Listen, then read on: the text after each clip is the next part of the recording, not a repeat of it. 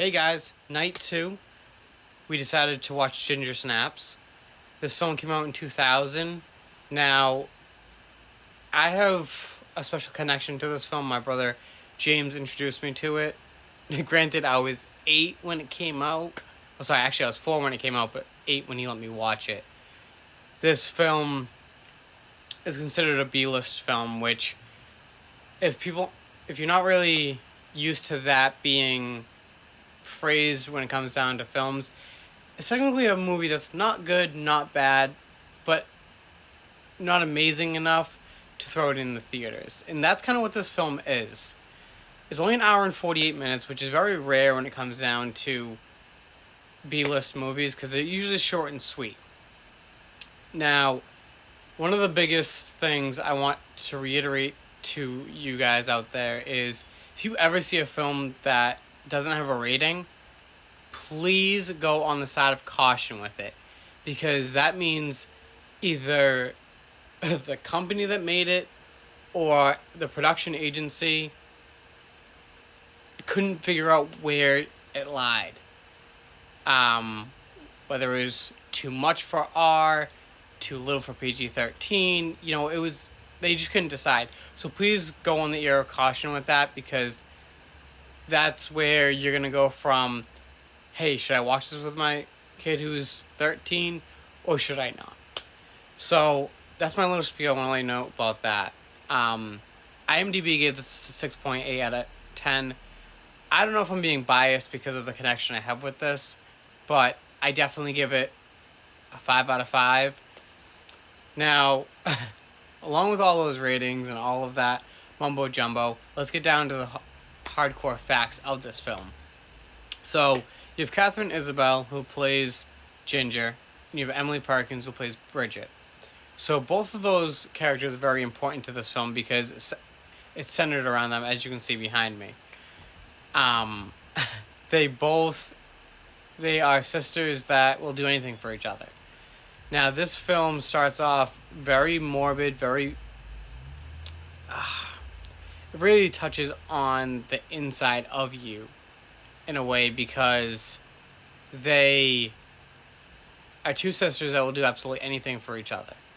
They actually have a little joke where they agreed at the age of 8 that if their life was still as miserable as it was back then, that at 16 they would commit suicide.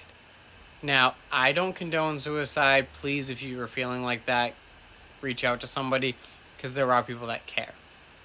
But I wanted to tell you guys that because it could be very triggering for people. And that's one thing that I don't want to do when I do these reviews.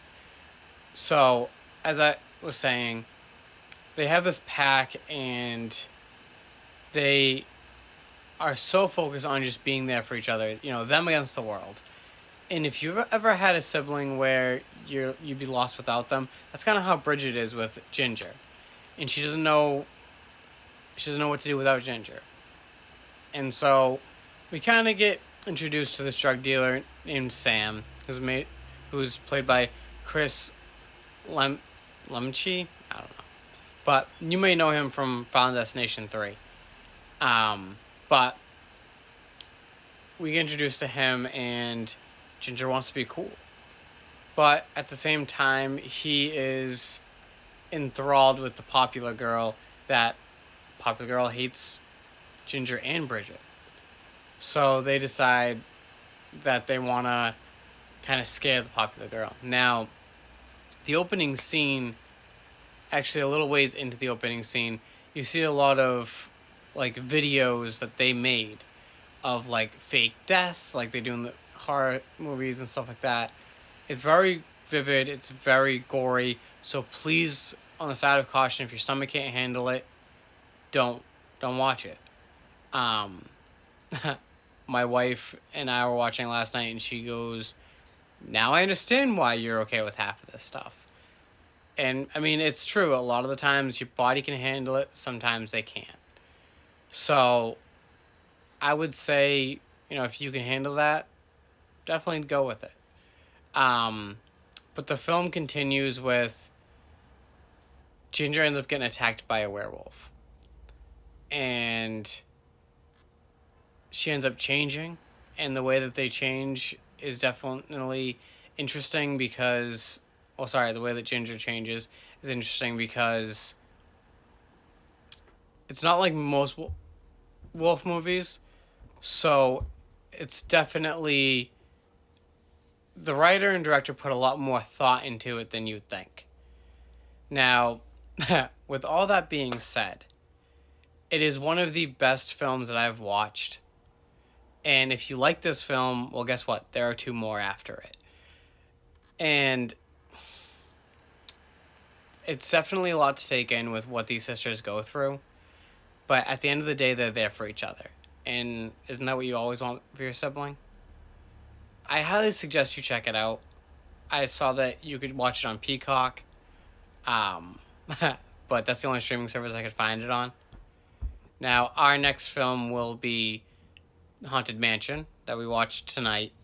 I'm not sure if we're going to be doing the newest one or the Eddie Murphy one. I'm going to let the wife decide on that. But I appreciate everyone watching the previous review, and I hope you guys watch this one too. Well, thanks for joining me. I'll see you guys tomorrow night. Bye.